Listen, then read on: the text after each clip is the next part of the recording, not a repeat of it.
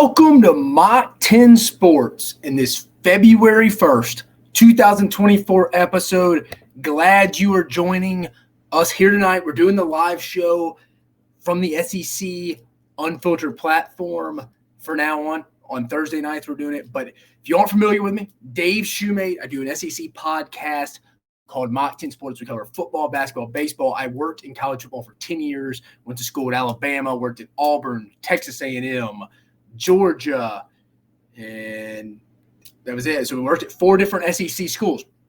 So I feel like I have a pretty good knowledge. But if you're just joining us, you don't know us, go like and subscribe to our channel. Follow me on Twitter at Mach 10 Sports. Our YouTube channel is at Mach 10 Sports. You can find us on all podcasting avenues. And again, go give the SEC Unfiltered platform a follow as well as the CEO, host of SEC Unfiltered, Chris Phillips, as well. But again, I appreciate you joining us. We have a fun episode tonight.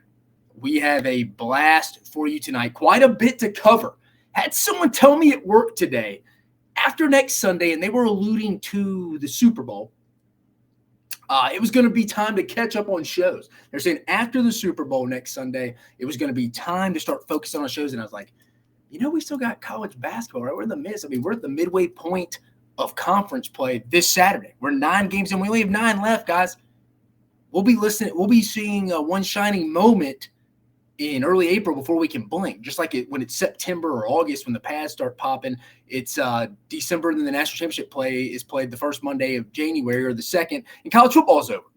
So it's just where we are right there. But I was just like, no, we got a lot more. We got college baseball 2 weeks from tomorrow. First pitch. A lot going on right now. But we have a ton to cover. Like I said, Ryan Grubb could be going back to the Seahawks, could be going back to Seattle, not to Washington, not to UW, but to the Seahawks for new head coach Mike Macdonald. Will be interesting. We'll talk about that. I want to bring a little bit of dose of reality to this Tennessee NCAA investigation. I'll talk about that, where I think all this is going wrong, why the NCAA isn't totally alone in all this, why we have the wrong people in charge right now.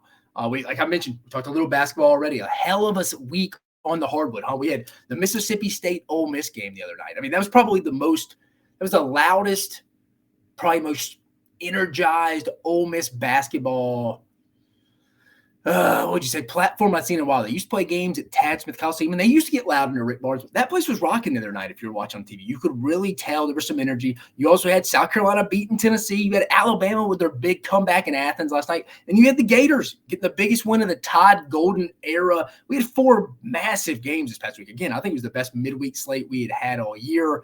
Also in regards, we also want to go over kind of this upcoming Saturday slate. I think this is on it with followed with the best midweek slates, probably the best Saturday slate. We got Auburn, Ole Miss. It's a big one. Tennessee, Florida, Mississippi State, Alabama. I think you got another big one, Georgia, South Carolina in Athens. That's a big one for both teams. South Carolina trying to go get revenge on Georgia beating them in Colonial Bank Arena a couple of weeks ago as well. But we'll preview all 7 of those matchups. We also have a great guest, Rivals head basketball analyst Jordan Harper is coming on to talk a little SEC hoops at the midway point, kind of who he's buying, who he's selling, teams he likes in March, how many tournament teams does the SEC get in. Some are saying 9. I don't know if we get that many, but I think it could be anywhere from 7 to 9. It'd probably be a little bit in that middle of 8. We'll talk net rankings, go over standings. Man, let me send this email to our guy, Jordan, just to make sure we get him rocking and rolling here for us. And we will get boogieing on around the SEC. Perfect. Just shot that over to him. Perfect. All right. Around the SEC. So first off, as reported by Mike Florio, Alabama offensive coordinator Ryan Grubb. Like I said, Mike Florio, also known on the Twitter sphere on X as Pro Football Talk, reported that Grubb could be headed back to the Pacific Northwest to join the Seattle Seahawks, and new head coach coming over from the Baltimore Ravens, the defensive coordinator, Mike Macdonald. I met him briefly at Georgia. I know him barely. I had a few conversations with him, but a really well-spoken, well-organized guy. But the point being, they're interested in Alabama's OC, Ryan DeBoer, Kalen DeBoer, one of his right-hand guys. They're interested in him becoming the OC back in Seattle. But for the Seahawks, just a couple of thoughts here. Under consideration interest doesn't mean the same thing. Doesn't mean offer that he's gone. Interview doesn't mean his offer is gone either. If he interviews, it's something to watch closely for sure. If he's interviewing, that means he's obviously interested. If he gets the offer, that's when you're starting to get a little concerned because he's going to have to ultimately make a decision. But for now, it's just kind of a wait and see. I'll say LSU kind of went through this with wide receiver coach, co-OC Cortez Hankton interviewing with the Atlanta Falcons. So similar situation. It was announced they were interested. A lot of concern. Nothing happened, though, for LSU. So they're all right with Cortez Hankton not going with the Falcons. This isn't uncommon to be considered if you're a good coach, in my opinion, and if you're experienced. This is a good thing. Apparently, he's been on the road recruiting. I think I saw he was out in California with DC Kane Womack. So he's out recruiting, but that doesn't mean he's not going either, right? That he's just going about his duties as a college football head coach. That happens all the time. Also, Kalen DeBoer, he's also an offensive coach. He would know what to do on that side of the ball if Ryan Grubb were to leave. Sometimes I forget people realize Kalen DeBoer is an offensive guy. It's his core offense. Just him and Grubb are real tight, have that good relationship. They can bounce ideas off each other. But college coaches talk about this frequently. They do. Is it a loss? Is this a loss if Ryan Grubb were to leave Alabama? Absolutely. One of the best minds, offensive minds, in college football. And obviously Mike Macdonald, new head coach of the Seahawks, obviously feels the same way. But good head coaches lose assistants. Alabama fans should know this. Nick Saban did it every year. Did it better than anyone replacing him and joining the Alabama organization and getting rocking and rolling. I mean, it's a different situation. It's a little bit, but still, Alabama fans should be a little bit used to their coordinators being wanted. Happens at every school if you're running things correctly because people want to know how you're doing things. I mean, you're hiring good people, good assistants. If you have a bunch of assistants that nobody wants, then you got the wrong assistants. Let's call a spade here. I encourage the Alabama fans listening, take a wait and see approach. Just be patient.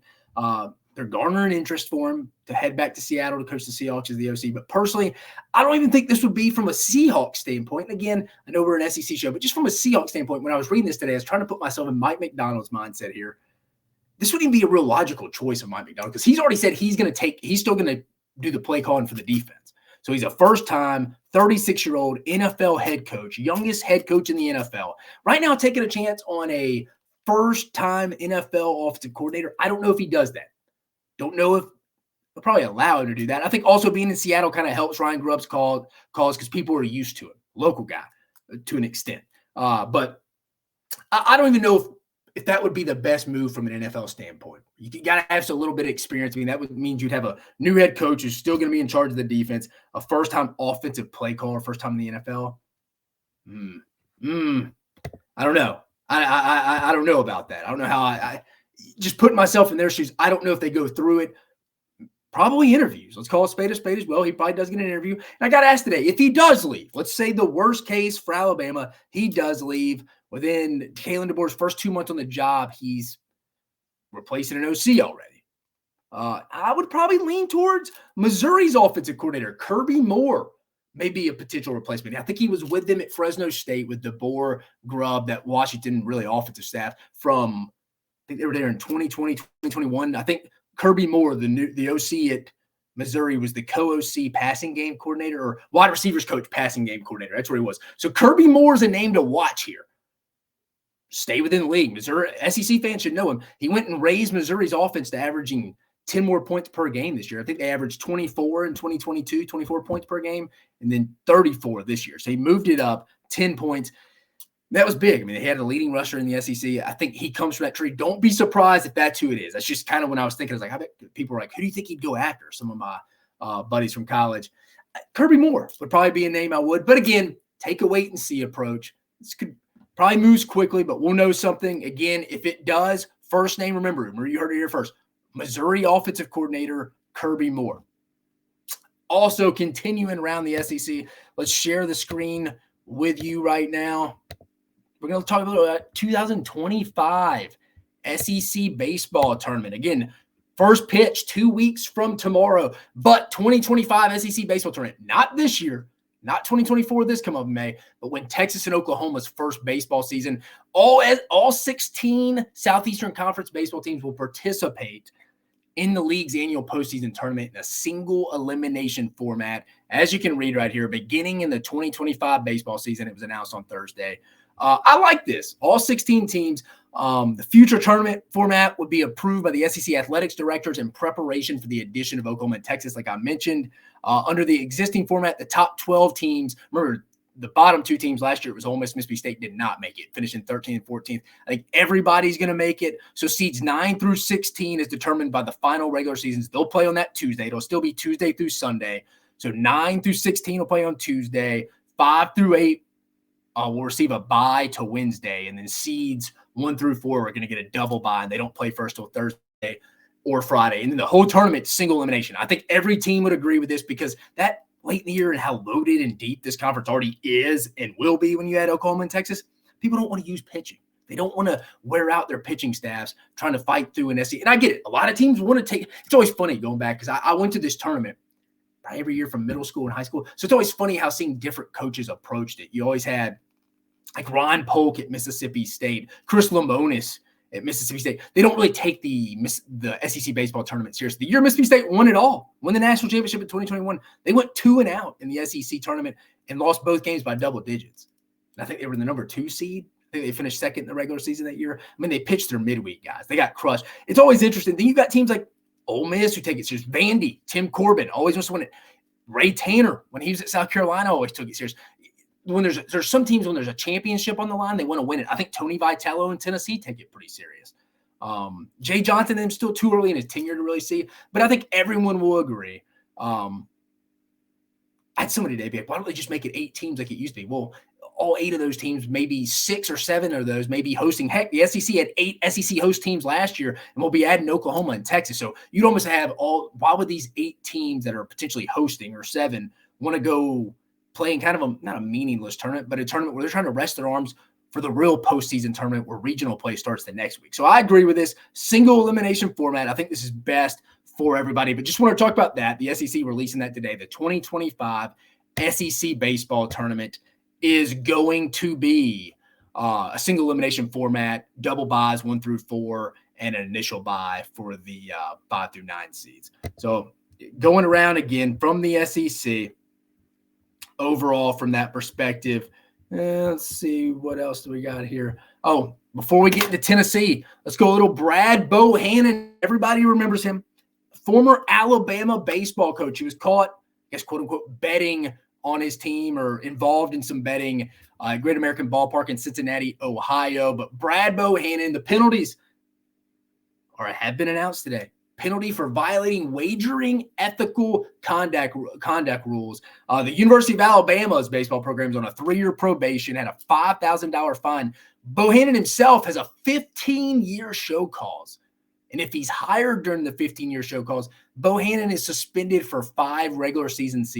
So essentially his college baseball coaching days is done. He may go coach at, I don't know, Hillcrest High School or Thompson in the Tuscaloosa, Birmingham region. But let's share the report. This was handled so poorly. It was just like 2 + 2 = 4, guys. Like, come on. Like, how do you handle something so poorly from that end? Here we go. All right. Shortly after receiving –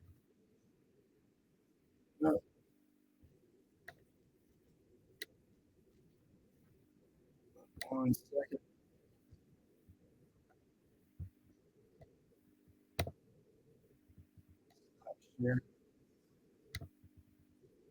Sorry, I had to exit that one out. Oh, pull it up again for you. I apologize, guys.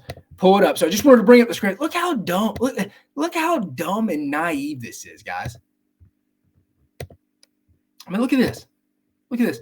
So shortly after receiving the electronic messages from Bohannon, this is his guy that was betting on money or betting games at Great American Ballpark where the Reds play. I think his connection in Indiana or Kentucky from back in his day. Because remember, Brad Bohannon was the recruiting coordinator, assistant coach at Kentucky.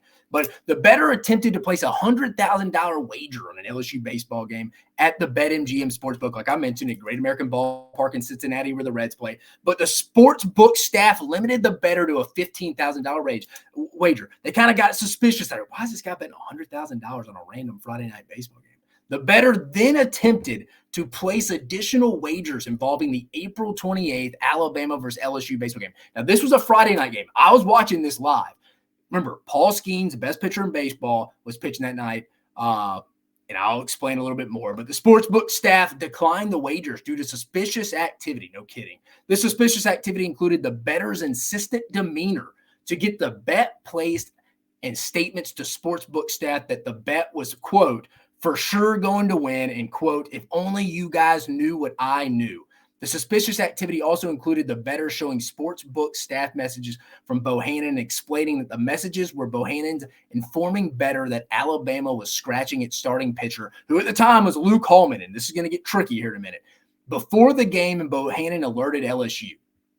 So what really happened here, guys, was Brad Bohannon was tipping off information. Luke Holman was Alabama's ace last year. He was going against Paul Skeens. Well, Luke Holman, I think, had an oblique strain or something, if I remember right. So it wasn't announced till you didn't know it until like SEC Network came on and was telling you, like, hey, Luke Holman will be starting tonight. Well, he was letting his buddy know in Indiana and Kentucky so he could go make those wages at Great American Ballpark. It was like, hey, Holman scratch, hammer Paul Skeens. I mean, LSU probably wins that game anyways. But the funny part is two different things. A lot of people probably didn't watch this game. LSU was up 7-1 or 8-1, I think, in the eighth. Alabama cut it to 8-6 with guys on first and second and third, 2 outs. A base hit would have tied it. Alabama fought all the way back. You know, Brad Bohannon sitting there in the dugout like, oh my gosh, dude, we may lose this. How are we making we may lose this bet, but my team may win. I don't know how to react. I'd have loved to have seen his mindset, or asked anybody, like, was he getting a little antsy in the dugout? Asked somebody like the pitching coach, Jason Jackson, who was the intern last year when Alabama hosted a regional, lost to Wake Forest in the Super Regional. Now he's still the pitching coach. But I would be interested to see if any of them were like, was he getting a little edgy or something? Because they were up big, LSU, and they let Alabama come back in the eighth or ninth, cut it, tying runs on second and third, lead run at the plate. Alabama was a power team last year.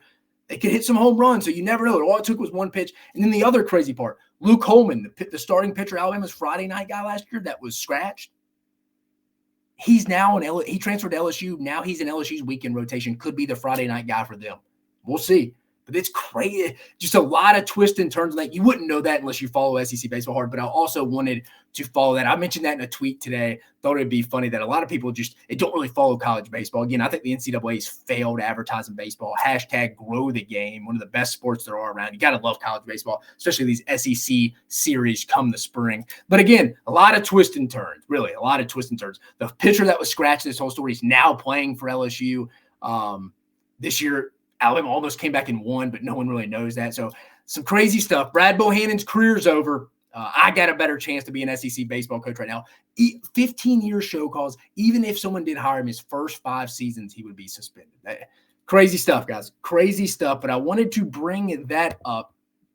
But let's get back before we get our guy Jordan Harper over from Rivals to talk a little SEC basketball. We're going to talk about Tennessee and this NCAA stuff. So unless you've been living under a rock, you have obviously heard about the NCAA investigating Tennessee again. This time, as reported by Sports Illustrated and Pat Forty, focused on a private flight for quarterback signee who was a freshman this past year, Nico Amalavea. Apparently, Booster paid for the trip. This had something to do with the Spire collective that Tennessee's involved with. But the thing that kills me is the NCAA plays this naive type of card. Like, oh, yeah, the collective Spire, yeah, they're considered a booster. It's like, well, no kidding. No kidding. Because if you put a graph together of probably all the money you get from your big donors and then the people that donate to Spire, it's probably the same group of people. So, yeah, they are a booster, but you can't keep just changing the rules. You just can't. I thought Tennessee responded accordingly, protecting themselves. I get it. Some people may be like, well, they're kind of just being like, why are you coming after us? When in reality, they did probably break some technical rules, but still, Tennessee Chancellor Dondi Plowman, smart woman, by the way. I mean, I think she did. I mean, they had some skin in the game. I thought they handled they probably thought the first time, because the big issue here is they're not trying to get hit with another lack of institutional control after the Jeremy Pruitt sanctions. And Tennessee opened their doors to the NCAA and were like, hey, come investigate whatever you want. But they were also trying to get rid of Jeremy Pruitt. Let's be honest here. This wasn't just as Tennessee's just, oh, yeah, come cooperate. And then this time they're not. They were trying to get rid of Jeremy Pruitt, so they had to pay the buyout. They were kind of tired of it. It ran its course. Philip Fulmer retired. Donda Plowman was all a part of that as well. And I get it. She's protecting her university. And this time, she stood by the collective Spire. And you know what? The NCAA hates collectives. So I think they're coming out and trying to make a statement. I mean, you've seen Florida. You've seen Florida State get attacked right now. You're obviously seeing Tennessee. I think there's other schools on a list that are coming out, but they haven't talked about it. I think it's what Tennessee got a little pissed off about was, hey, we knew all this, but why'd you make this public? Couldn't we have just handled this off the radar? Which is a little sketchy, but it is what it is. If you didn't know they were going to leak out to the media, yeah, that would piss you off a little bit.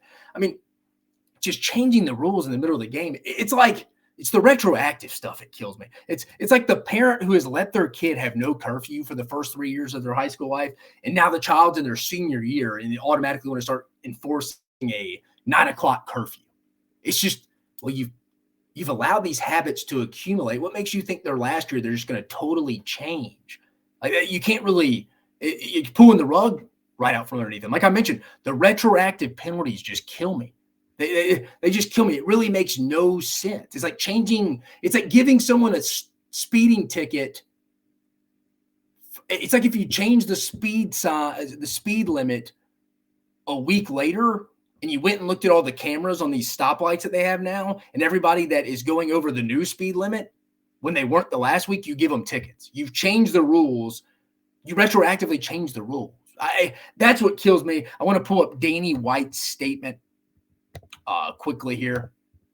Read it, that it came out today. I'm not going to read Dinah Plowman's. Everybody's seen that. This is our first episode since we've done this, since all that came out. But here's Danny White's statement here. Statement from Tennessee AD Danny White. The NCAA generally does not comment on infraction cases because there's a rule against it. However, that has not stopped them in the past from leaking information to the media as they did this week about us. I mentioned Tennessee was not happy about that. I think they wanted to handle this behind closed doors. So that's what pissed them off, Plowman and White. And I understand that. And then back to Danny White's statement. Their actions made this ill-conceived investigation public and forced us to defend ourselves. It is clear that the NCAA staff does not understand what is happening at the campus level all over the country in the NIL space. Very true. Very true.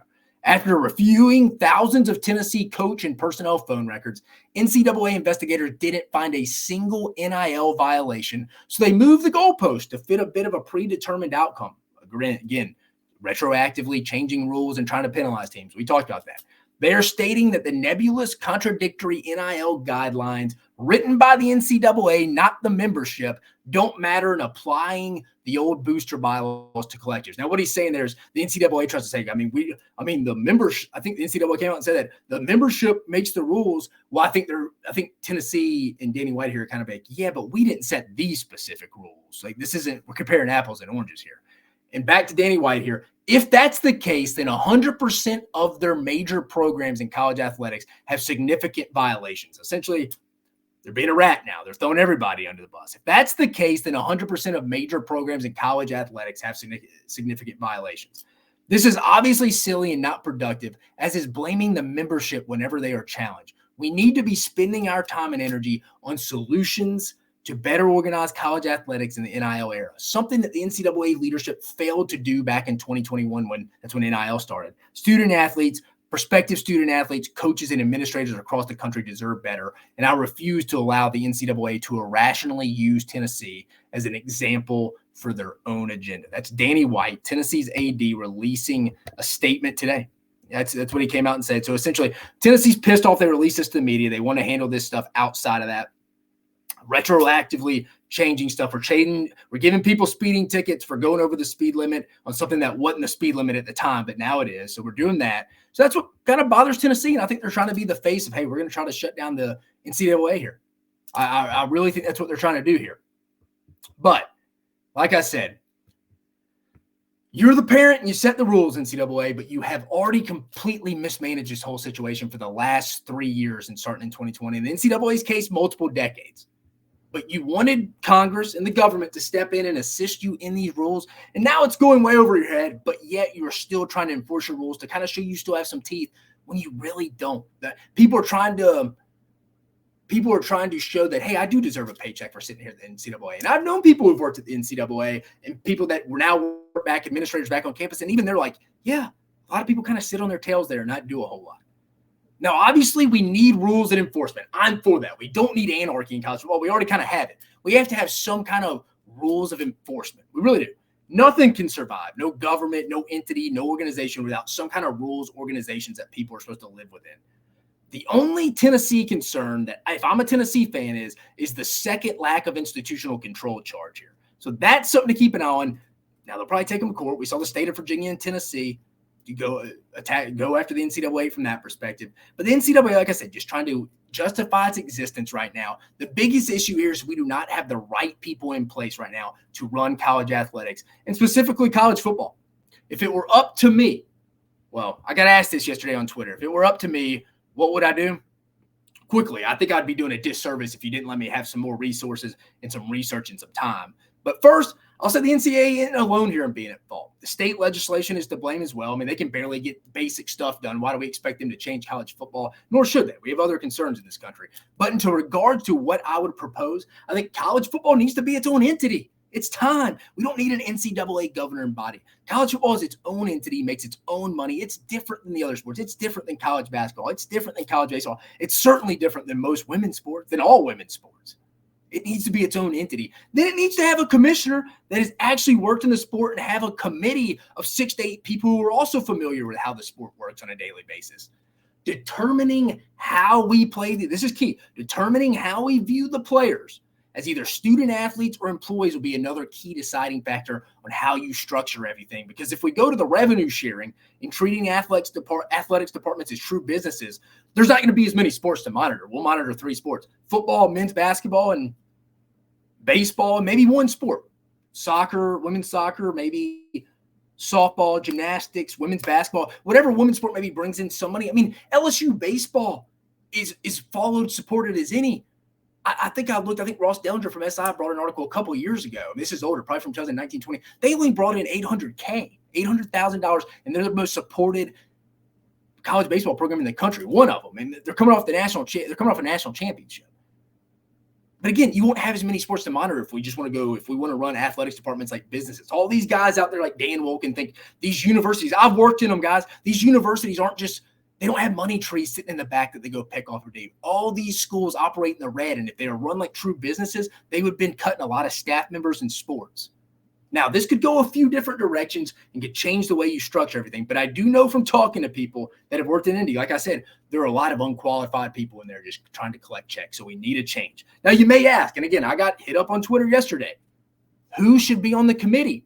Again, need some time to research a list if I were being fair, but I would start with guys like Nick Saban, Matt Brown, David Cutcliffe, David Shaw, Mark Pantoni. For people who don't know him, he's the general manager, director of player personnel for Ohio State, been around Urban Meyer at Florida. Urban Meyer hired him in Ohio State. Ryan Day's kept him. I think he's kind of the face of personnel, does a good job from that standpoint. Walker Jones runs one of the best collectives in the country at Ole Miss, the Grove Collective. He also has been the CEO of Under Armour. I think you need a business mindset as well. And I like Joel Klatt, throw in the media side, a guy who's played, understands the college football landscape. I think those guys just initially are guys that come to mind. Then I would think you need a few 2 to 3 business type minds. Again, I would need more time to fairly, if I was put in charge of this, to go interview, get my ducks in a row and who I wanted to hire on that. No names from a business type mindset right now. But again, I think Walker Jones, former CEO of Under Armour or vice president of Under Armour, who runs the Grove Collective now for Ole Miss, done a phenomenal job. I think he fits a little bit in that mold.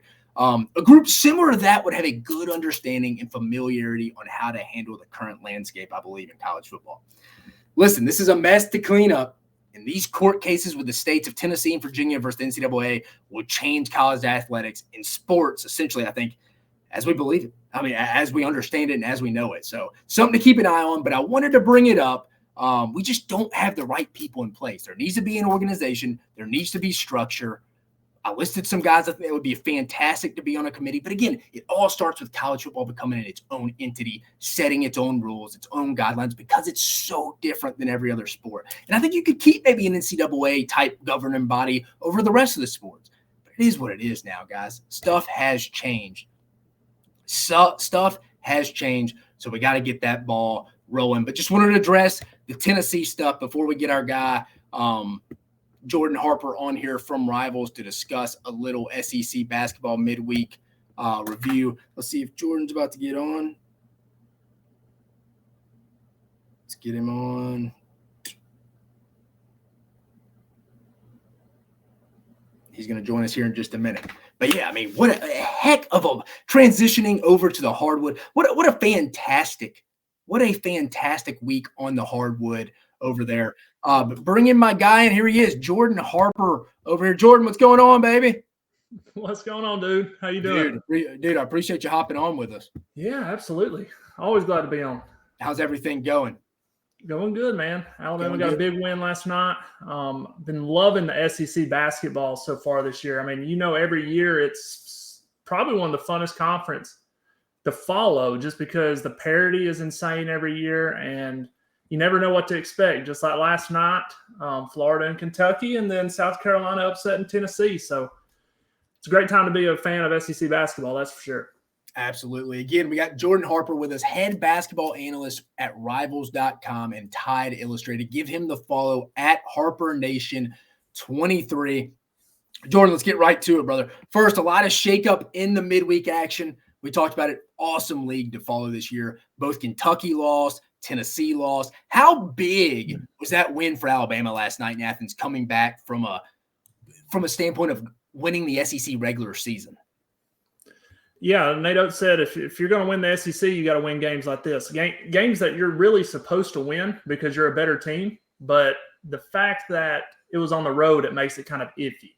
So if I looked at it in the last 2 years that Alabama won the SEC, which was last year and then 2 years before that, they were 14-4 on the road. So you've got to win.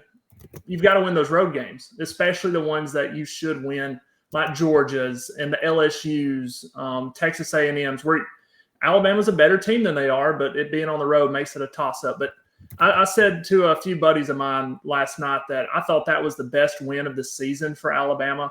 I know they beat Auburn and they beat Mississippi State on the road, but just to show the grit and the tenacity and the mental toughness to come back from that deficit on the road in what was a pretty hostile environment at Stegeman Coliseum, and to show that they can come back. They're not mentally weak or they're physically weak like a lot of people like to say because they are a smaller team.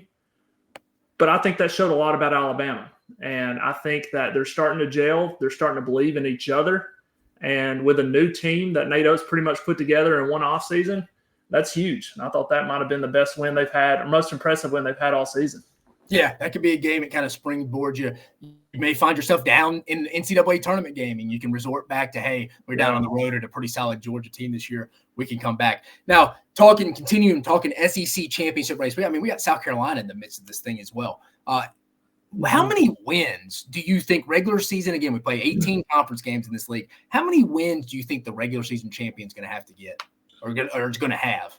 Yeah, so I went ahead. I typically do this every year. About the 1/3 of the way through, you typically get a good feel on how teams are. So I go through and I look at every single game remaining on the schedule for every team, and I kind of predict who's going to win based on what I know right now and see what the final record's going to be. Now, a couple of those wins I had for Kentucky and Tennessee didn't come through this week, so that kind of shakes it up. So if I take that off, I had Tennessee winning before with 15 wins, but now it might be 14. I mean, the more these teams lose games like this at home, the lower the win total goes to win the league. So right now, I would say 14 might be the magic number. We might even have a tie at the top because I had Tennessee about a game, maybe two ahead of Alabama, Auburn, and Kentucky. So you might have a tie at the top with 14. If there's a lot of chaos, maybe 13. But I would be pretty shocked if it's not 14 or maybe higher. Yeah, no, it kind of feels like 14-4 for sure would be how many you take to win the league. Now, a team I think it's kind of a little bit going under the radar here, just got a massive win, the best win. We're going to get right to it. The best win of their coaches era, the Tide Golden era. Thought on Florida as we're kind of halfway through conference play. What do you kind of see their ceiling floor? Seems like they're kind of getting that roster lineup healthy for the first time, getting them all on the same floor at the same time. What do you think? Ceiling floor here, Jordan?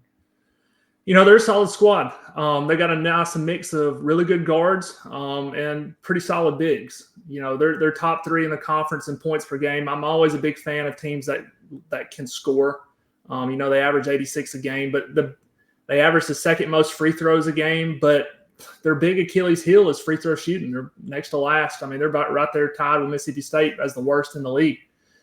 A lot of close games come down to that, as you know. So especially come tournament time. Yeah. I think that makes them a tough read. I can see them up to 12 or 13 wins based on their schedule. Their road games are a little difficult, but they get Vanderbilt twice. They get Arkansas, I believe again, Missouri.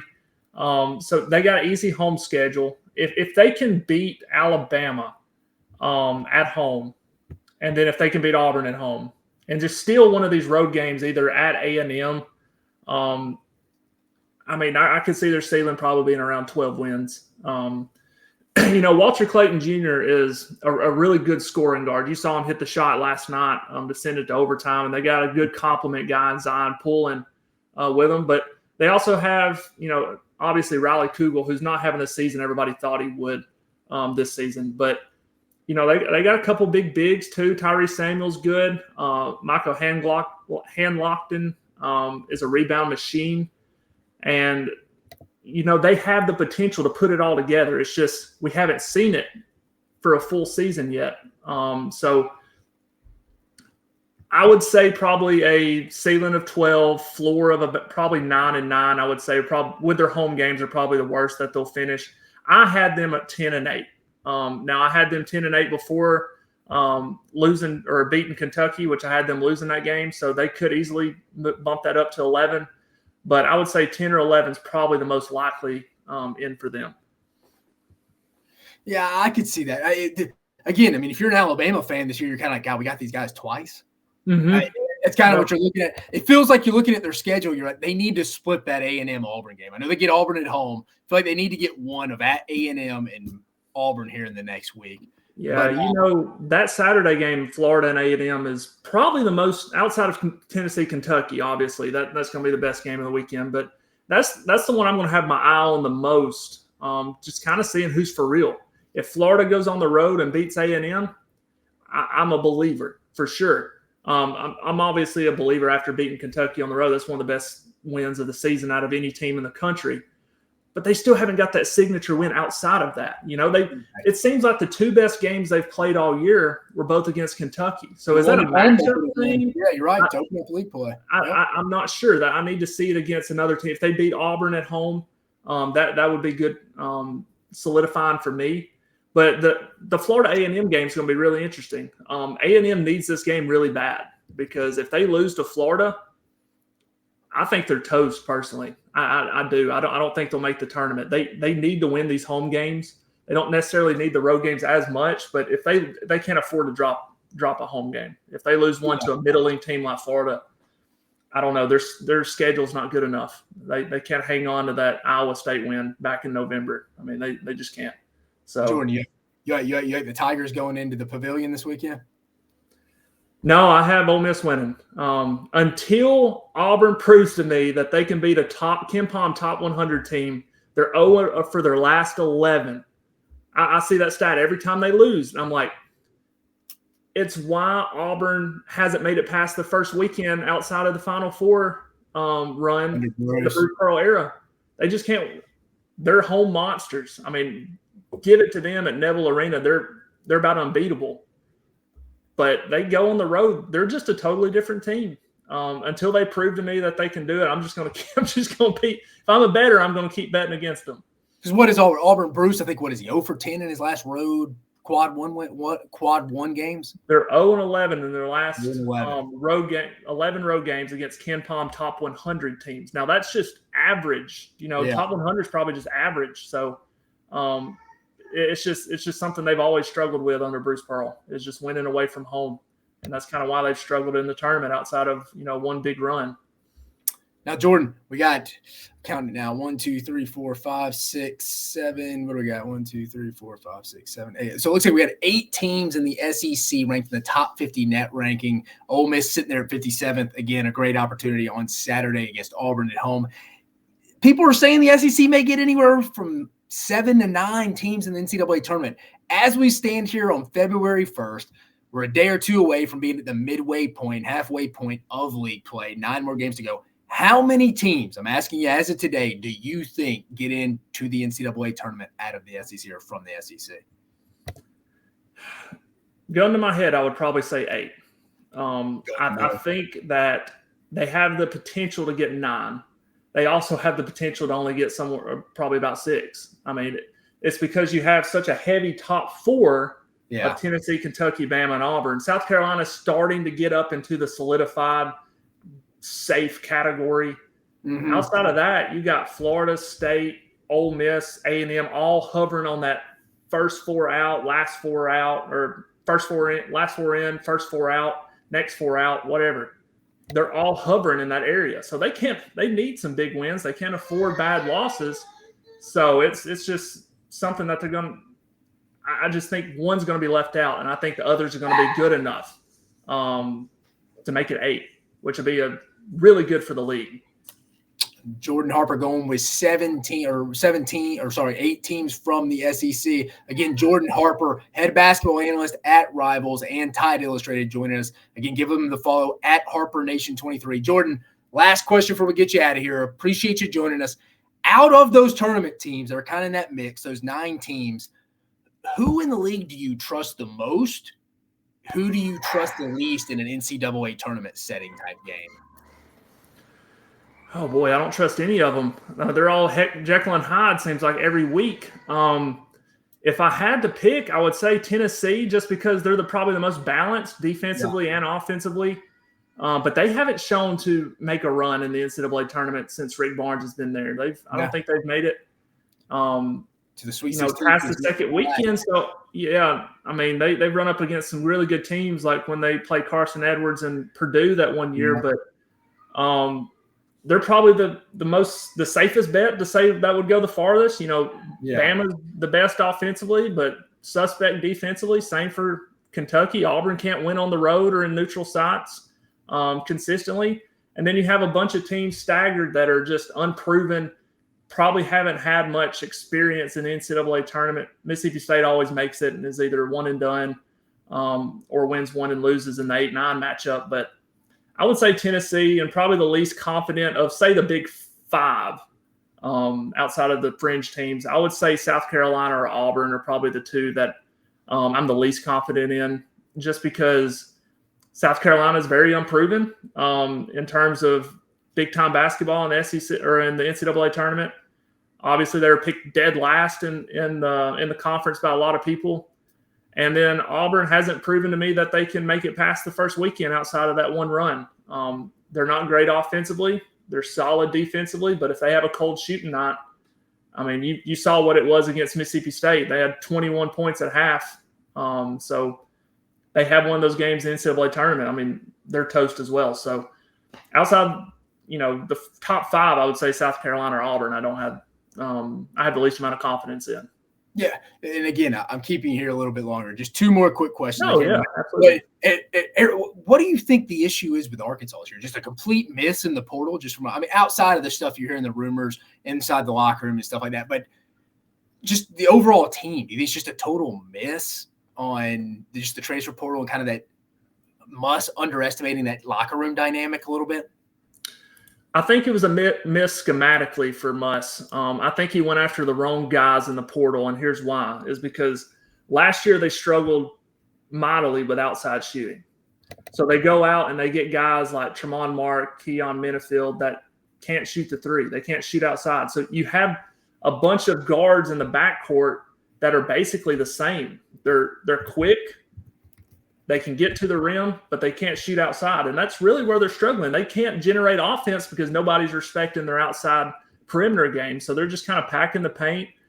Brazil isn't having the year people thought that he would, being maybe a first-round pick. And he's been very disappointing coming off that season-ending injury last year. And, I mean, outside of the locker room dysfunction that's kind of going on, no telling what all that's about, but that – contributes to it. But to me, it really comes down to not having the right players. And if you're going to play the portal game like Muss likes to play, you have to get it right, or it could be bad product on the floor like you're seeing this year. They got lucky last year because Nick Smith Jr. and all the guys that they had, Anthony Black, were just super talented and took over games at times. They don't have that guy this year. Yeah. They just have a bunch of guys that are play similar games. Yeah. And when you have that, it's just a bunch of mush on the floor, and you're just saying it's like kind of like that meme of just poking it, saying do something, and they're not even going to do it. So, I mean, I don't know. I think it was just a system error for Muss in terms of bringing in the guys that he needed to have a good offensive system. Would it shock you if Eric Musselman's not in Fayetteville next year? I'll be shocked if he comes back. Yeah, absolutely. So you're calling, you don't think he's going to be there? I don't. I don't see him. I agree with you. We're going to talk about that a little later in the show. But yeah, I agree with you. Yeah, I don't see him back. You know, you've heard whispers about the Louisville job, and I don't. Even if he doesn't get the Louisville job, I think he's going to go somewhere else. I just think that UCLA potentially. Yeah, Mick's going back. Yeah, him going back out west would make a lot of sense. You know, you've seen in some places, you know, non-confirmed, maybe Arizona State or places like that out west. I mean, I could see that. I don't think he'll stoop that low in terms of, you know, going from Arkansas to there. I think he's a better coach than that.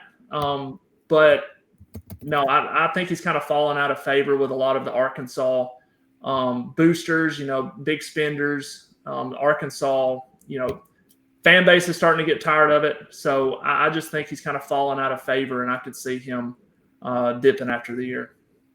And just last question, following up what I asked you about who do you trust really in the SEC and whatnot, and you're like, really nobody out there. Do you kind of feel that way about college basketball as a whole, really teams away from their own building? Is it kind of, you're like, man, there's just so much parity this year. Even Purdue, I feel like it's kind of, how is those games officiated in the tournament in regards to Zach Edey? You saw it when they played Alabama this year, the foul discrepancy. What was their foul discrepancy last night? I saw it was some crazy number, how many free throws they shot. I say it was something like that. Is there you feel like that's really across college basketball and not just an SEC thing that you can trust anybody? Or is there a team out there nationally that Jordan Harper's like, no, I trust him in the tournament? Probably the only team I trust is UConn. They've been there and done it, and they have the dudes to do it. They have the coach in place. I mean, they have everything you need. They're consistent. It's just I don't trust anybody else, mainly because of what you saw last year with Purdue. You kind of skeptical of them going, you know, away from home, especially. You know, the foul discrepancy you mentioned was 46-8. I mean, if you're 30 plus 38 in free throws and barely win at home, you know, I have no problem with Chris Collins getting ejected after that game. That was well deserved. Bravo to him. But no, there's really nobody from any conference outside of UConn that I feel comfortable picking to the Final Four. It's really going to come down to matchups, man. And you know, last year I thought Alabama got a great draw where they were. And I had circled that Sweet 16 matchup potentially against San Diego State. And as a Bama fan, you know, you're praying they don't face them just because you know how they play. And they faced them, and you saw why. It's because they play up in your grill like Tennessee does. Alabama struggles with Tennessee every game, especially in Knoxville. Alabama typically gets them back in Coleman every season, but it's just style of play. Sometimes it favors you, sometimes it don't. And I think that's what it's going to come down to in the tournament is who gets the best draw and what kind of upsets happen, because it wouldn't surprise me if we have another last year happen where Florida Atlantic and teams like that make it to the Final Four. No, you're right. It's a wide open year in college basketball. I would agree with you. I think UConn's probably the team you trust the most nationally. But in the SEC, like you said, I think it's just like every NCAA tournament, just going to depend on matchups. But again, Jordan, should be a phenomenal last back half of the season. We'll have you on again before probably the SEC tournament. Me and you will get on here and talk again if you're willing to come back on. But I appreciate you again, everybody. Jordan Harper, head basketball analyst at Rivals and Tide Illustrated. Give him the follow at HarperNation23. Jordan, I appreciate you hopping on, brother. Appreciate you, dude. Have a good one, man. Later. Who we got here? Noel's biggest fan, Todd Golden, has really done a great job with them. Had some rocky moments, but they've shown they can compete and beat anyone in the country. They're going to be a 4 to 5 seed that you hate to play in March. Appreciate the comment there. Noel's biggest fan. I agree. I think Florida's a dangerous team. I mean, I think the top 3 offenses in the league this year for sure in the SEC are Alabama, Kentucky, and Florida. All have some defensive issues, though, as well. But again, I think Florida's been a little hurt. They put, watch them in non-con against Virginia when they played in Charlotte. They had some other opportunities, Oklahoma as well, that you're just kind of like, Florida could take advantage of this and win these games. Kentucky, Jordan mentioned it. I think their two best games of the year were both against Kentucky. The one at home that I thought they would win to open up conference play, and they didn't. But Florida's a team coming on. It's dangerous. If you're Alabama, Alabama and Florida both play twice still. And again, you look at everyone's schedule. Always going to the week, looking at just taking it, especially this year in SEC basketball. And we're about to review and preview this upcoming week. But you look at the 2-game stretch each week, and everyone has hard stretches. Because like I said, I think 1 through 10 or 11 road games in this league are tough. And that's not even including Bud Walton Arena. That's not even saying Arkansas is a tough road game this year, when inevitably we all know that is a tough place to play. But really, I think anywhere outside of Columbia, Missouri, unfortunately, Fayetteville, Arkansas this year, and then at Memorial Coliseum in Vanderbilt, who Tennessee coincidentally struggled with on Saturday. Those 3 places you feel like you should go get wins. But everyone else, including LSU at the PMAC, I think can be tough road games. But again, yeah, I like Florida too, Noel's biggest fan. I like Florida a lot. They're starting to come on, starting to get healthy, all their guys playing at the same time. But let's quickly review the action from Tuesday and Wednesday night. We had 2 fantastic games on Tuesday night. Again, I think this was the best midweek slate.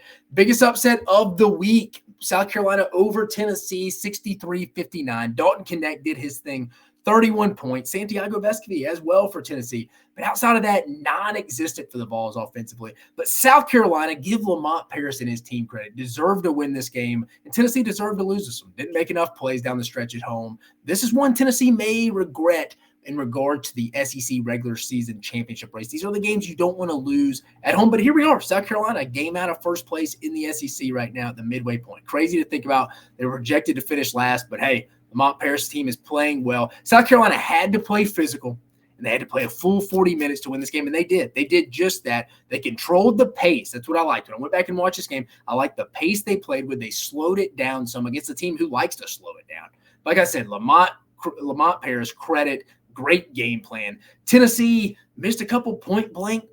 Going back and watching it, multiple double digit, like 10-plus bunnies, point blank shots. Was it Jonas Adu that missed a wide open dunk? I forget.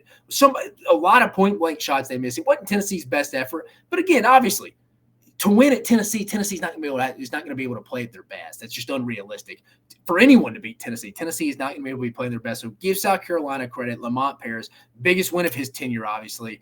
Now South Carolina owns the 2 best wins in the league right now, I think. Kentucky at home and at Tennessee. It was Mississippi State with their wins against Tennessee and Auburn, but I think with those both being at home and then South Carolina having a road win under their belt, I think you got to give it to South Carolina. 2 best wins in the league. Massive win for Lamont Paris. Then on Tuesday night, another phenomenal game.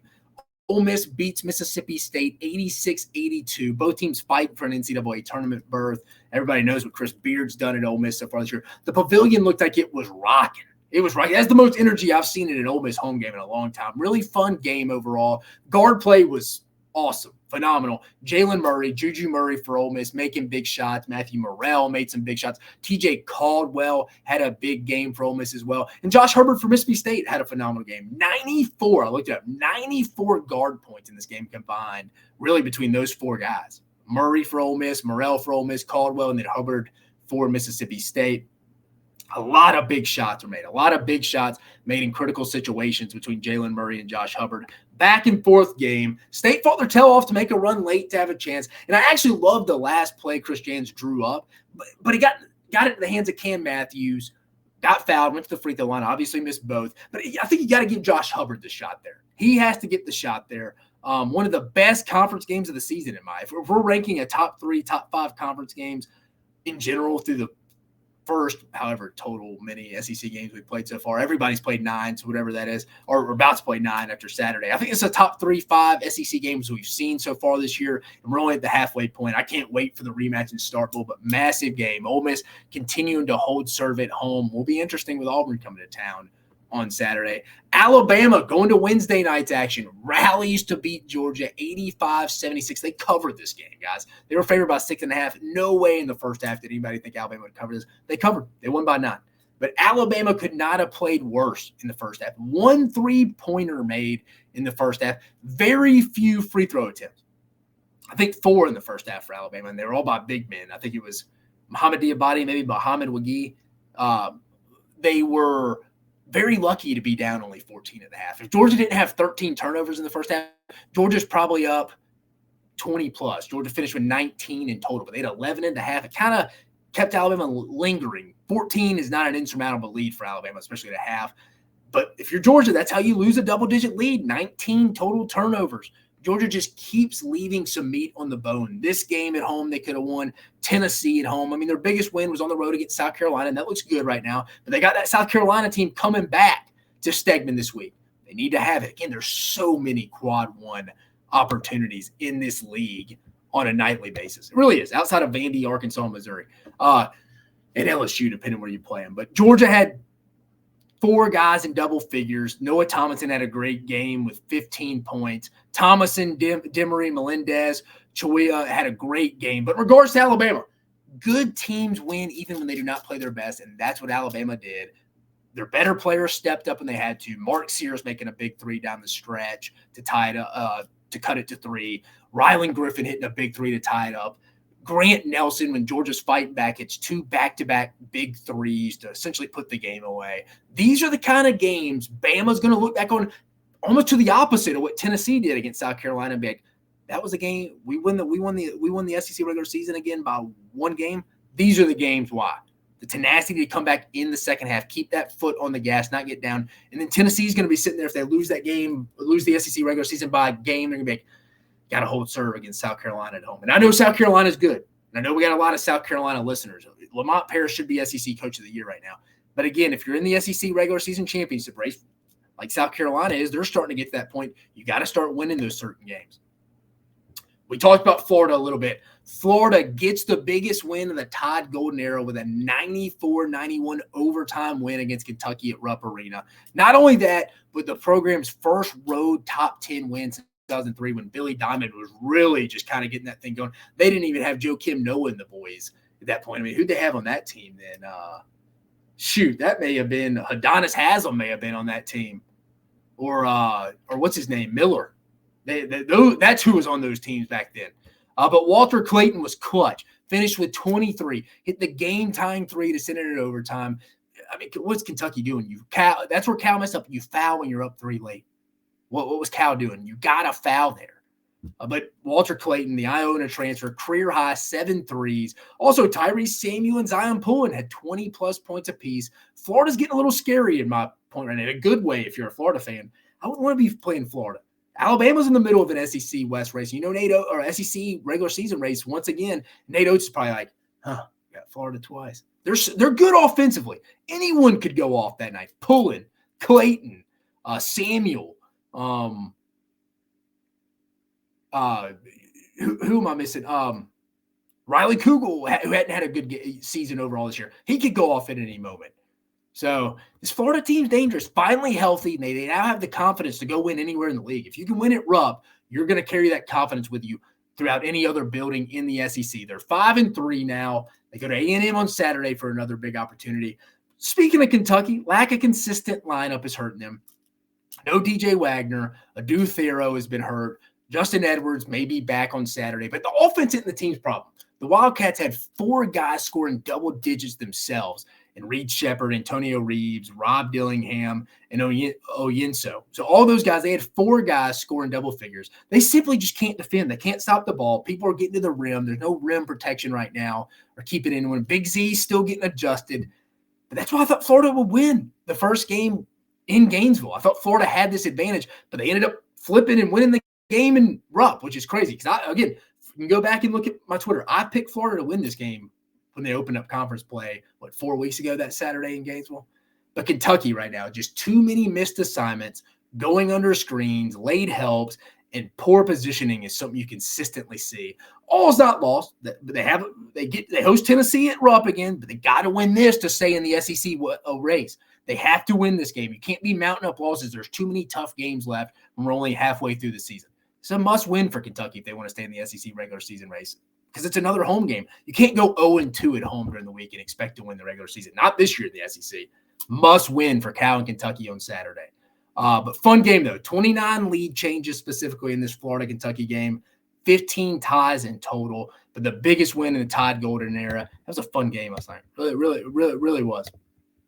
Really was a fun game. Auburn, we're going to briefly cover this one, an 81-54 home win over Vanderbilt. Get right game for Auburn after dropping 2 road games to Alabama and Mississippi State last week. I can imagine Bruce Pearl got after them. BP was kind of on their tails, challenged them pregame. Hey, guys, let's go. We got to get our Mo back. Jalen Williams, Denver Jones, Janai Baroom led the way. Vandy's just not a good basketball team. I mean, horrendous shooting team at times. They shot 15 from 56 from the field, which is good for 26%. That's not a three-point shooting percentage either. That's field goal percentage. 26%. Horrendous. Vin Lubin recorded a double-double. He was really the only bright spot for Vandy. They hung around a little bit in the first half. They're only down 10 at halftime, but still big game for Auburn, though, on Saturday. Me and Jordan talked about it. He's fired up about that Florida at Texas A&M game. I'm fired up about that one. Don't get me wrong. And we'll talk about that one in a moment. But I'm also fired up about that Auburn at Ole Miss game. That's a big one for both teams as well. But Auburn getting a must-win game, a get-right game back at home. And then Arkansas gets a road SEC dub, second conference win in Como, in Columbia, Missouri last night, 91-84. A game they controlled for most of the night. Arkansas, Mekhi Mitchell dominated the paint. Second straight double-double for Mekhi. Yeah, Mitchell's coming on here. Then you got Tremont Mark, Keon Minifield played well. Arkansas won the paint battle 36-30. Arkansas shot pretty well, shot 54% from the field. Must kept saying he wants zone 1 points. He wants zone 1 points. He wants productive points. They didn't shoot. I think they only shot 7 threes. They were 80% from the free throw line and won the rebound battle as well. Oh, and they forced 18 turnovers. You're going to win a lot of games like that when you shoot 80% from the free throw line, which they've struggled at times. When they've won the rebounding battle, Mekhi Mitchell seems to be playing a little bit better, growing some confidence. They shot well, were effective, didn't take a lot of bad shots. And they forced 18 turnovers. You're going to win a lot of games, no matter where that's played. But they get their second SEC win, first road SEC win. But Mizzou, I mean, they were efficient offensively as well. Just not again. Tamar Bates, the Indiana transfer, led them with 29. But again, I think you got guys like Nick Honor. You got guys like Connor Vanover, who obviously wasn't on the team last year. But I'm just making a point here. You got Noah Carter. You got guys that were kind of in that 7th to 9th rotation spot on last year's team. Obviously, they missed Demoy Hodge, Kobe Brown, guys like that. But it just kind of feels like I don't really trust their scores outside of Bates at times. I don't even know if he's a true scorer. But again, Arkansas getting their second big dub. But what is going on in Arkansas? A lot of rumors going on. A lot of scandals in Arkansas. A lot in the past. I shouldn't say a lot. It's a loose term. But, I mean, you've had the Houston Nut, Gus Malzahn, Springdale 5 whole era. The year they won the SEC West with Darren McFadden and Felix Jones, but they had Mitch Mustang at quarterback, who they hired Gus Malzahn after him working at Springdale. They hired him to go be an SEC coordinator. They won the SEC West that year, lost to Florida in the SEC championship in a game they should have won. If Arkansas fans are listening, if Reggie Fish doesn't fumble, Florida wins. Arkansas may win that game. Florida doesn't win a national championship the game that year. I say that all the time, but that was a little bit of a scandal. Obviously, the Bobby Petrino, Jessica Durrell motorcycle was a scandal. This would be up there too. If there's truly a love triangle in this locker room, I lean towards that's not being the case. I think the bigger issues here is what me and Jordan talked about a little bit. Is Eric Musselman going to leave Arkansas? Is he going to be the head basketball coach heading into the 24-25 season? I don't think no one truly knows that. I don't even think Muss knows right now. I don't even think his wife, Danielle Musselman, knows that right now. But I do know there's feelers out there. I'd bet a lot of money he's put feelers out there. Now, Muss is a professional. He's trying to focus on getting through the rest of this season. But I'm sure through his agents and stuff, he's put feelers out. Where there's usually smoke, there's some fire. Especially in today's time with how fast news travel. But that's how Muss has been his whole career. He's bounced around a lot. A lot of assistant jobs, and went to Nevada. Then obviously he's been at Arkansas. You'd be naive to think Muss was going to retire at Arkansas. And I think even realistic Arkansas people would say that. I can't wait for him probably tomorrow for his Friday press conference before their trip to Baton Rouge to play LSU. He'll be asked tomorrow, I bet, in his press conference. Within the next week, I guarantee you Eric Musselman, one of those Arkansas beat writers who are great at their jobs, will ask him, hey, coach, what is these rumors going around your interest of maybe the Louisville or UCLA job? And even was kind of floating out there, Arizona State, maybe.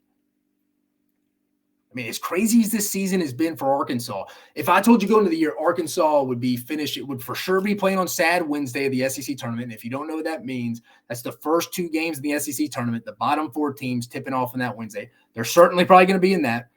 They're a preseason top 5 team, had one of the best portal recruiting classes that Eric Musselman brought in. They're going to finish in the bottom 4 of the league, totally missed the tournament.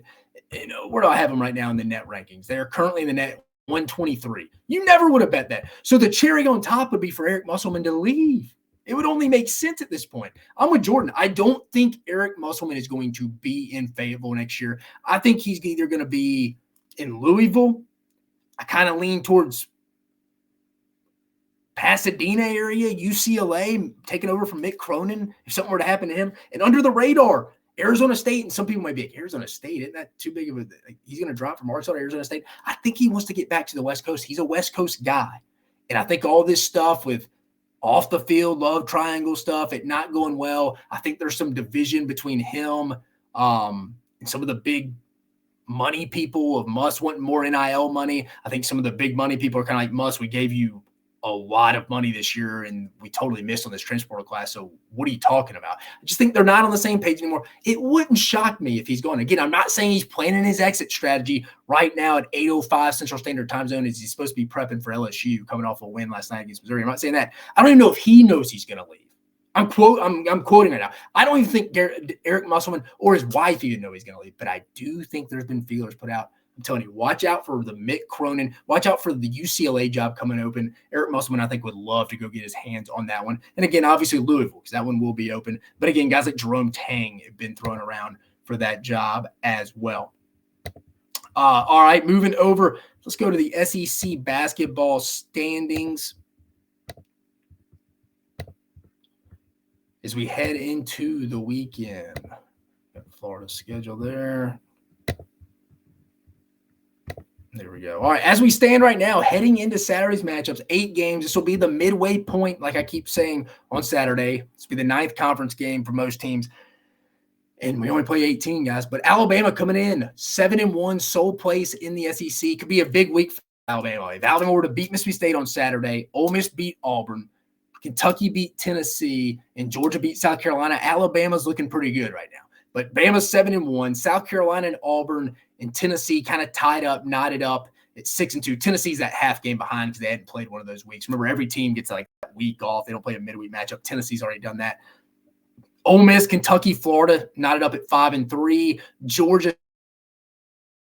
Texas A&M and LSU 3-4, Mississippi State 3-5, Arkansas 2-6, and both Missouri and Vanderbilt are both 0 at 0-8, 0-7. But that's going to change this weekend. Missouri and Vanderbilt play, so that's going to change. But man, it's a big weekend, guys. It's a big weekend, kind of separation, some must wins for some teams if they really want to stay in the SEC regular season championship race. Like I said, Kentucky can't afford a week where they lose both home games, especially to Florida and then to Tennessee at home, where you're going to be competing for an SEC title. But just wanted to go over the SEC standings heading in to conference play. And the net rankings, as we stand right now, the net rankings heading into the weekend, Tennessee comes in at 5th, Alabama 7th, Auburn 8th, Kentucky 25th, Florida 36th, Mississippi State 37th, South Carolina 41st, Texas A&M 42nd or 46th, Ole Miss 57th, Georgia 82nd, LSU 95th, Arkansas 123rd, Missouri 131, and Vanderbilt coming in at 238. But let's go back. Let's show you this week's schedule. Let me go back, share the screen for you. Make sure we got that.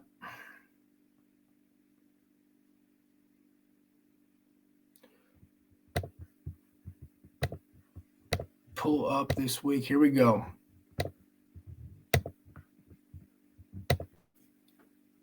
All right, so tipping up sauce on Saturday. We got 7 matchups. Arkansas at LSU leading the way here. According to Kim Palm, this is an LSU 69% chance of winning. If you haven't listened to my show before, I always give what Kim Palm's going to think, and I can tell you if I'm going to disagree or not. It'll be interesting to see what that opening line will be tomorrow. Can Arkansas carry that in? It's like, did they build some confidence off that Kentucky loss last week? And it's always tough to build some confidence off a loss, especially a team that's preseason top 5. Arkansas should expect to beat Kentucky at home. But maybe they built off that. At least it looks like a Mekhi Mitchell did. Posted his second double-double last night. Give me LSU at home, though. I like Jalen Cook and the guys at home. Give me LSU at home against Arkansas. I would agree with Kim Palm on this one. Then you got the 12 p.m. Central Standard Time tip, South Carolina at Georgia on the SEC Network. Currently, We have Kim Palm thinking Georgia with a 54% chance of winning at Stegman Coliseum at home. Remember, Georgia already played. Georgia got the win at the Colonial Bank Arena. Man, Georgia's due. They got to start. They keep leaving meat on the bone.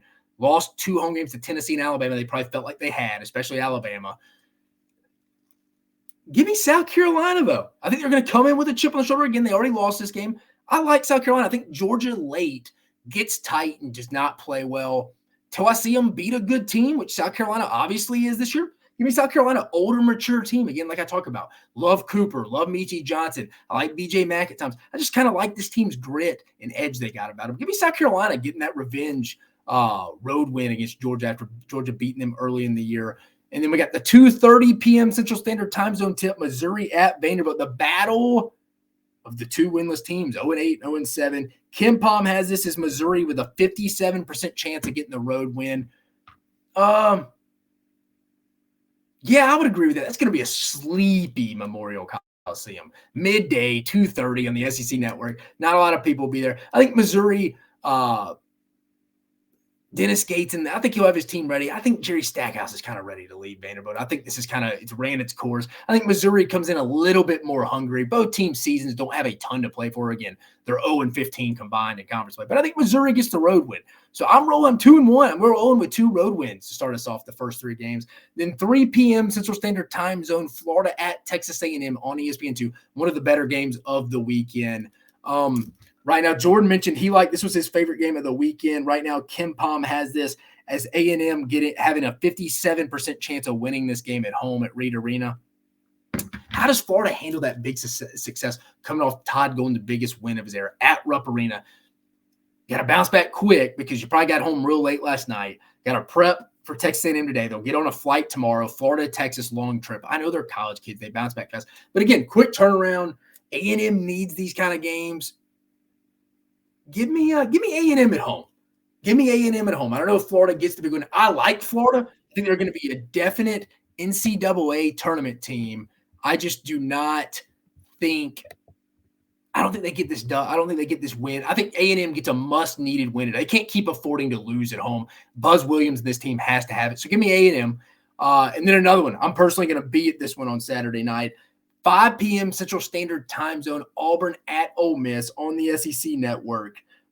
Currently, Kim Palm has this as a 71% chance of Auburn winning this game on the road, which is a little higher than I thought. I mean, I know Auburn went and gave it to them at home at Neville Arena 2 weeks ago at home. It ended up winning by like 25, if I remember right. Rough week for Ole Miss that week. Took the loss at Baton Rouge to LSU and then at Auburn. Again, you have those 2 road games in this league. If your week is consistent of back-to-back road games, you'll be lucky to go 1-1. But in this game, this is the game I don't know. I think Auburn's kind of got to have this if they want to stay in the league race.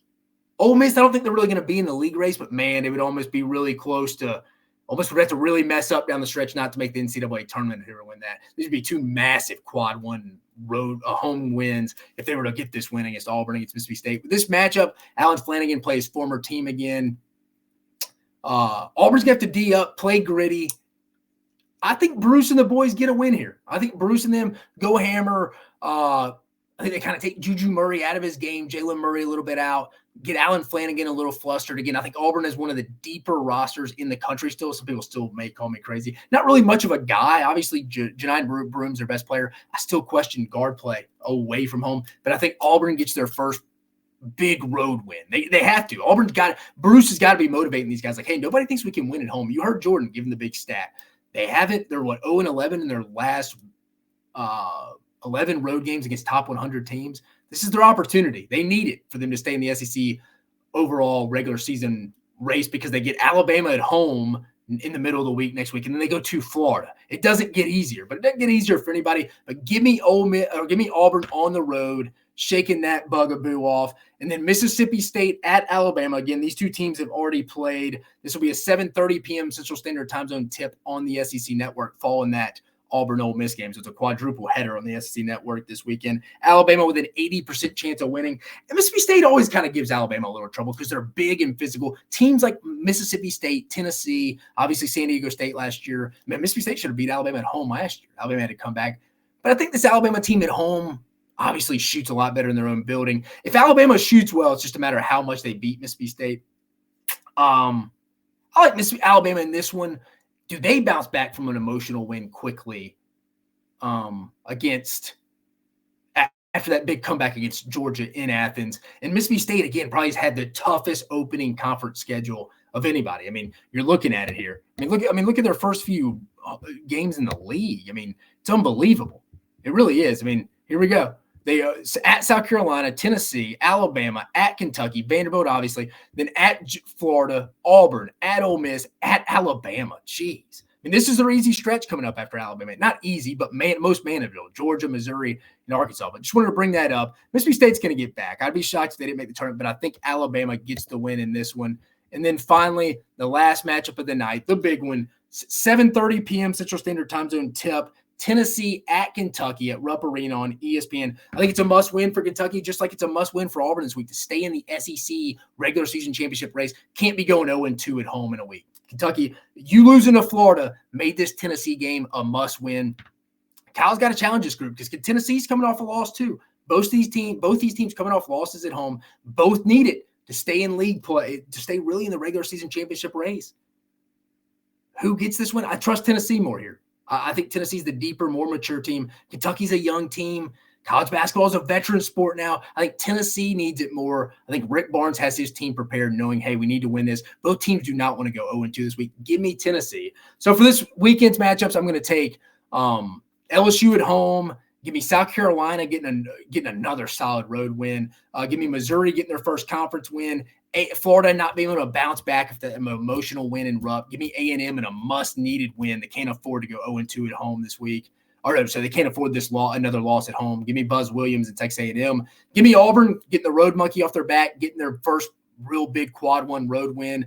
I think Alabama, this game could be close. Alabama, Mississippi State, because it's a contrast of styles. Mississippi State gives Alabama fits sometimes. They made free throws in the first one. They may have beat Alabama in Starkville. But I think Alabama at home, a little bit closer. I like Alabama. And then Tennessee, Kentucky.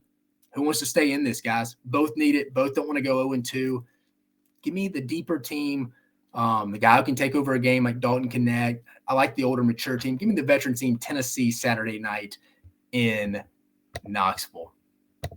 But just finishing up, that's it for tonight's show, guys. I appreciate you joining us. We covered a lot. We talked about Tennessee and the NCAA, how they have the wrong people in charge. Football needs to be its own entity. We can figure this out, guys. We can figure this out. Just have to have the right people. This Tennessee, NCAA stuff, Florida State, Florida, Virginia get involved. It's going to change the landscape of college football and specifically college athletics, so keep an eye on that. We brought Rivals college basketball analyst Jordan Harper on to talk about the SEC at the halfway point of the season. Fun interview. Go back and listen to it. Had a lot of great points. Reviewed the SEC midweek action. Thought it was one of the best slates we've had. Again, a lot of phenomenal games. Ole Miss, Mississippi State, Tennessee, South Carolina, Alabama, Georgia, Florida, Kentucky, name it. We have great games this weekend. Tennessee, Florida, Bama State, Ole Miss, Auburn, Texas A&M, Florida. A lot of good. Georgia, South Carolina, a lot of good ones. We talked about Alabama OC Ryan Grubb. Does he go back to Seattle to coach the Seahawks? I personally don't think it's a great fit. Mike McDonald's going to keep calling the plays, youngest head coach. He's going to stick on defense. I don't know if you hire a first-time OC too. Don't know if that's a fit, maybe a little bit outside the box thinking from that standpoint. We talked about Brad Bohannon getting the 15-year show calls. SEC baseball in 2025 in Oklahoma and Texas joined the league. They're changing the format, singles elimination tournament. I agree with that. But again, don't forget to give us the follow. Again, I'm Mach 10 Sports. Going to start doing my show here on Thursday nights on the SEC Unfiltered platform. Appreciate Chris Phillips giving this opportunity. But again, go give me the follow at Mach 10 Sports. Again, go give us the follow here at SEC Unfiltered. We have constant stuff all day, every day. There's no off season here. But again, I appreciate you joining us on this episode. You have a fantastic weekend.